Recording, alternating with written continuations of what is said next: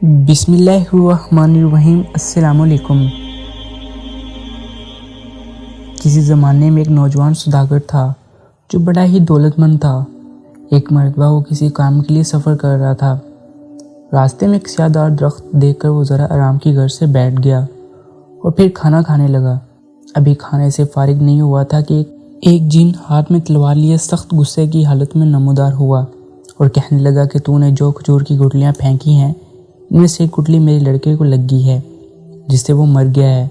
अब मैं तुझे इस इंतकाम में कत्ल कर दूंगा। सौदागर बहुत ज़्यादा घबरा गया। फिर सौदागर जिन से कहने लगा कि आप मुझे 1 साल की मोहलत दे दीजिए ताकि मैं अपनी जायदाद और दौलत का इंतज़ाम कर लूँ और कर्जदारों का कर्जा अदा कर लूँ। फिर मैं साल गुजरने के बाद इसी जगह पर हाजिर हो जाऊँगा। फिर आपका इख्तियार है, जो सज़ा देनी होगी दे दीजिएगा। जिन ने ये बात मंजूर कर ली। सौदागर अपने वतन को वापस लौट आया और सब हिसाब किताब किया, बीवी बच्चों को समझाया। फिर साल पूरा होते ही सबको रोता धोता छोड़कर वादे के मुताबिक इसी दरख्त के नीचे आकर बैठ गया। अभी सौदागर को आए हुए ज़्यादा देर नहीं गुजरी थी कि एक बड़ा शख्स एक हिरनी के गले में रस्सी डाले हुए सामने आया और सौदागर से कहने लगा, क्या मैं पूछ सकता हूँ कि आप कौन हैं और इस दहशत वाले जंगल में क्या कर रहे हैं? फिर सौदागर ने अपनी आपबीती सुनाई। इस पर बूढ़ा कहने लगा कि जब तक तुम्हारे मामले का इंजाम ना देख लूँ मैं आगे नहीं बढ़ूँगा। थोड़ी देर बाद एक शख्स 2 कुत्तों की जंजीर पकड़े हुए आया और हाल दरियाफ्त करने लगा। जब इसने भी ये किस्सा सुना तो वो भी ठहर गया और फिर इसके बाद एक और आदमी खच्चर को साथ लिए हुए पहुंचा और फिर वो भी इन लोगों को देखकर वहीं पर रुक गया। उन सब लोगों ने अच्छी तरह से गुफ्तगू भी नहीं की थी कि सामने से एक गर्द गुबार बुलंद हुआ और वही हिब्बतनाक जिन हाथ में तलवार लिए सामने आकर खड़ा हो गया और सौदागर से कहने लगा कि आज तुम्हारी मोहलत ख़त्म हो गई है और अब मैं तुम्हें कत्ल कर दूंगा। इस पर सौदागर रोने लग गया। जिनने कत्ल का इरादा किया तो हिरनी वाला आगे आकर खड़ा हो गया और जिनके सामने दस्तपदा होकर कहने लगा, ए जिन्नों के बादशाह, मेरी और इस हिरनी की अजीबोगरीब कहानी है, मैं आपको सुनाता हूँ। तो क्या इससे सौदागर का एक तिहाई गुनाह माफ़ कर देंगे? जिनने कुछ देर सोचने के बाद बूढ़े की बात मंजूर कर ली।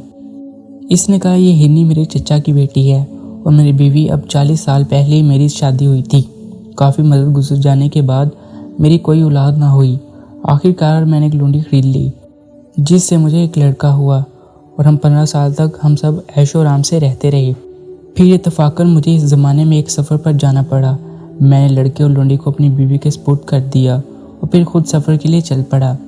लेकिन इस बदबख्त ने मेरे जाने के बाद बांदी को गाय और लड़के को बछड़ा बनाकर ग्वालों के हाथ फरोख्त कर दिया।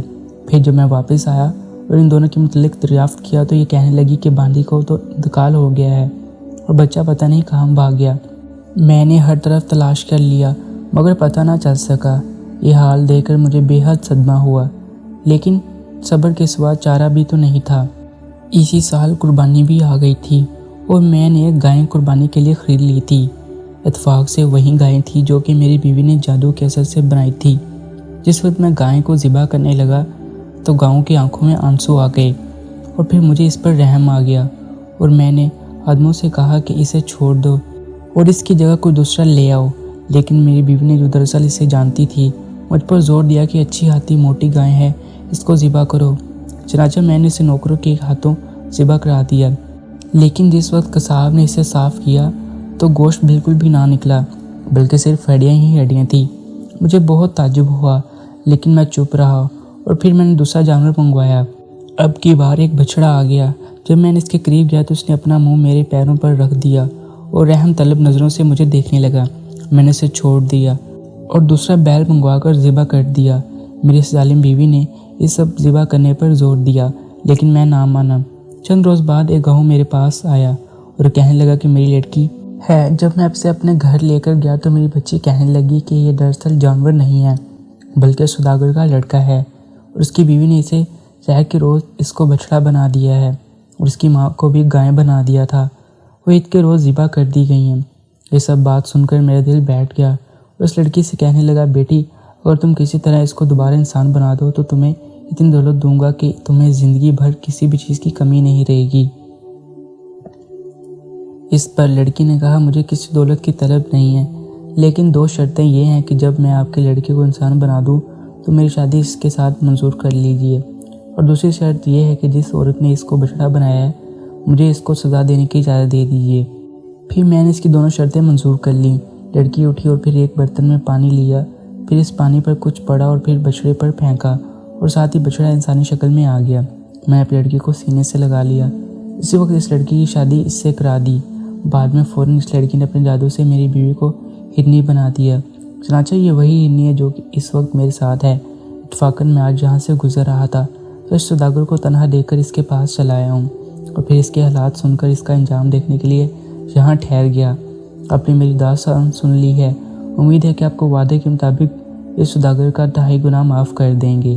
جن نے کہا واقعی تمہاری داستان تعجب خیز ہے، میں اس سوداگر کا 2.5 گنا معاف کر دیتا ہوں۔ پھر اس وقت دوسرا شخص جس کے ساتھ 2 کتے تھے آگے بڑھا اور کہنے لگا، اے جن، میری کہانی اس سے بھی حیرت ناک ہے۔ اگر آپ اس سوداگر کا 2.5 قصور معاف کرنے کا وعدہ کریں تو اپنی کہانی عرض کروں۔ جن نے کہا، اگر واقعی قصہ عجیب ہوا تو میں اس کا 2.5 گنا معاف کر دوں گا۔ چنانچہ دوسرے شخص نے بھی اپنا قصہ بیان کرنا شروع کیا۔ دراصل یہ دونوں کتے میرے حقیقی بھائی ہیں۔ جب میرے والد کا انتقال ہوا تھا تو ہم تینوں بھائیوں کو 5,000 دینار وراثت میں ملے۔ میں نے اپنا کاروبار شروع کر دیا، لیکن یہ دونوں بھائی روپے لے کر کسی دوسری جگہ پر چلے گئے۔ تقریباً 1 سال کے بعد میرا بڑا بھائی انتہائی مفلسی اور تباہی سے بھیک مانگتا ہوا میری دکان پر آیا۔ میں نے اپنے بھائی کو پہچان کر نہایت ادب سے بٹھایا، اس کی داستان مصیبت سنی، پھر میں نے اسے 1,000 دینار دے کر دوبارہ بڑا کام شروع کروا دیا۔ پھر اس کے بعد کچھ دن بعد میرا دوسرا بھائی بھی پریشان حالت میں میرے پاس پہنچا۔ پھر جہاں تک ہو سکتا تھا میں نے اس کی بھی مدد کی، اس کو بھی 1,000 دینار دے کر تجارت شروع کروا دی۔ کچھ ہی دنوں کے بعد ان دونوں بھائیوں نے مجھ سے کہا کہ باہر مال لے کر چلتے ہیں کیونکہ اس میں زیادہ نفع کی امید ہے۔ میں نے اس بات پر انکار کر دیا، لیکن دونوں نے اتنا اصرار کیا کہ مجھے مجبوراً ہو کر تیار ہونا پڑا۔ لیکن جب مال کی ریت کا وقت آیا تو معلوم ہوا کہ دونوں بھائی میرا دیا ہوا سرمایہ بھی برباد کر چکے ہیں۔ خیر میرے پاس اس وقت 6,000 دینار موجود تھے۔ 3,000 کا مال تجارت میں خریدا اور ہم تینوں بھائی سفر پر روانہ ہو گئے۔ 1 ماہ کے سفر کے بعد ہم ایک شہر میں پہنچ کر ہم نے اپنا مال منگوایا، منافع پر فروخت کر دیا۔ وہاں سے دوسرا مال خرید کر واپس چلنے کے لیے سمندر کے کنارے پر آ گئے، لیکن اس سے پہلے کہ جہاز پر سوار کر لیا، میری بیوی نے بے حد فرما بردار اور بڑے ہی نیک خصلت تھی، مجھے اس سے محبت ہوگی، لیکن نہ جانے کیوں میرے یہ دونوں بھائی ہم سے حسد کرنا شروع ہو گئے۔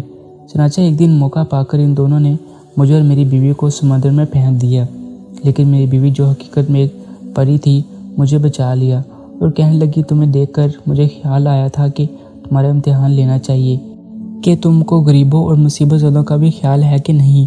چنانچہ میں ایک پریشان لڑکی کی حالت میں تمہارے پاس آئی ہوں۔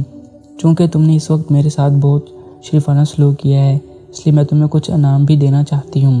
یہ میری خوشی ہے، لیکن تم پر تمہارے بھائیوں نے ظلم کیا ہے، لہٰذا اس کی سزا بھی انہیں ضرور ملے گی۔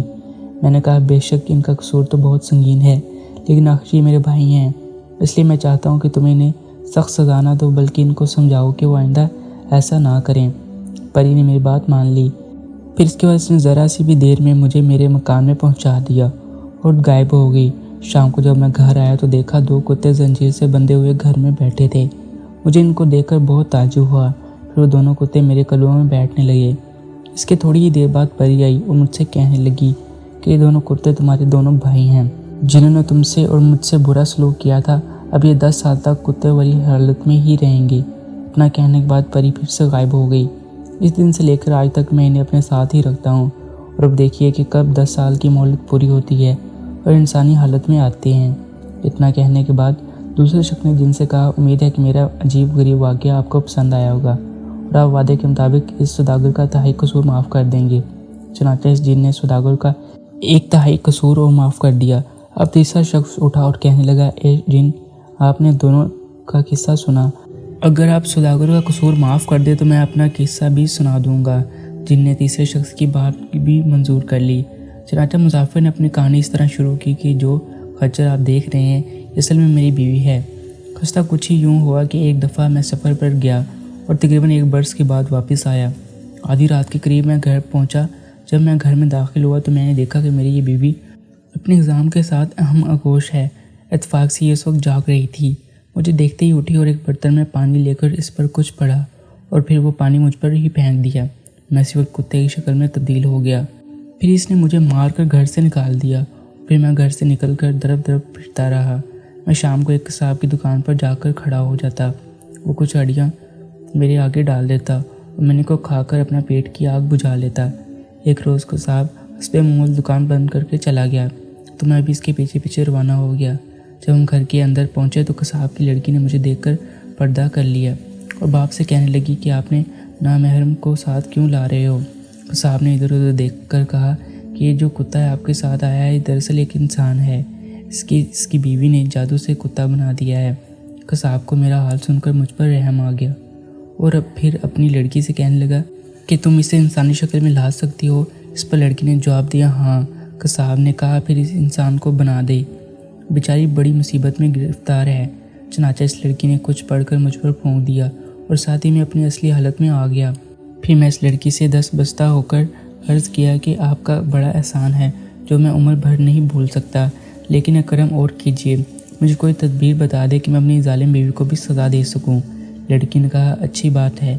پھر اس نے کچھ پانی دم کیا اور مجھے دے دیا اور کہا کہ جب تمہاری بیوی سو رہی ہو تو یہ پانی اس پر ڈال دینا، جس سے بھی جانور کے بننے کا حکم دو گے وہی جانور بن جائے گی۔ پھر میں نے پانی لے کر گھر گیا اور اپنی بیوی پر پانی پھینک کر اسے نچری بننے کا حکم دیا، پھر وہ نچری ہی بن گئی۔ تب سے لے کر آج تک میں اسے اپنے ساتھ ہی رکھتا ہوں۔ جن کو یہ قصہ بہت پسند آیا ہے پھر اس نے سوداگر کو سارا قصور ہی معاف کر دیا۔ تو گائز یہ تھی ہماری آج کی ویڈیو، امید ہے آپ لوگوں کو پسند آئی ہوگی۔ اگر آپ لوگوں کو پسند آئے تو ہمارے چینل کو لازمی لائک شیئر سبسکرائب کریے گا۔ ملتے ہیں نیکسٹ ویڈیو میں، تب تک کے لیے اللہ حافظ۔